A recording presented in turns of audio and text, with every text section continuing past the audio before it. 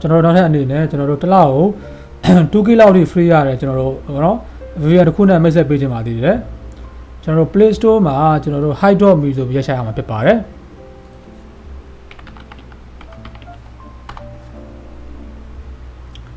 ဒီကောင်လေးပါဒီကောင်လေးကိုကျွန်တော်တို့ install လုပ်ပြီးရင်ဖွင့်ပေးလိုက်ပါပြီးရင်အဲ့ဒီမှာကျွန်တော်တို့အကောက်ဝယ်ထားရဲဆိုရင်တော့ကျွန်တော် login နှိပ်ဝင်လို့ရပါတယ်ကိုက free သမားဆိုရင်တော့ကျွန်တော်တို့ get your free brand နှိပ်ပေးလိုက်ပါပြီးရင်ကျွန်တော် activate ကိုနှိပ်ပါတလားကိုကျွန်တော် 10K ရမယ်ကျွန်တော်တို့ location server က9ခုရမှာဖြစ်ပါတယ်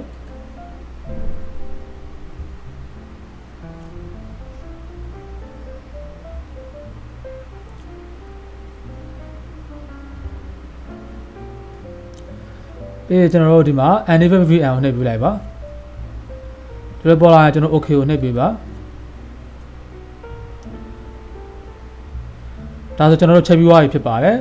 location ပြောင်းချင်ရင်ကျွန်တော် location နှိပ်ပေးရမှာဖြစ်ပါတယ်ဒီမှာသူ free page location တွေရှိပါတယ်ဒီကကိုကြက်တဲ့ location ကိုတုံးလို့ရပါတယ်ကျွန်တော်တို့9ခုရှိပါတယ် setting မှာလည်းကျွန်တော်တို့ကိုကြက်တဲ့ setting ကိုလာပြင်လို့ရပါတယ်တကယ်လို့ကျွန်တော်တို့ free တော့ရတာနဲ့ကျွန်တော်တို့ဝယ်သုံးချင်တယ်ဆိုရင်တော့ကျွန်တော်တို့ upgrade ကိုနှိပ်ပြီးတော့ကျွန်တော်တို့ဝယ်သုံးနိုင်မှာပဲဖြစ်ပါတယ်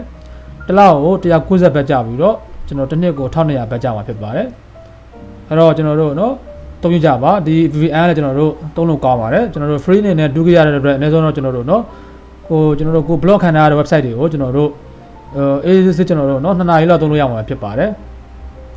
အဆင်ပြေကြပါစေဗျာ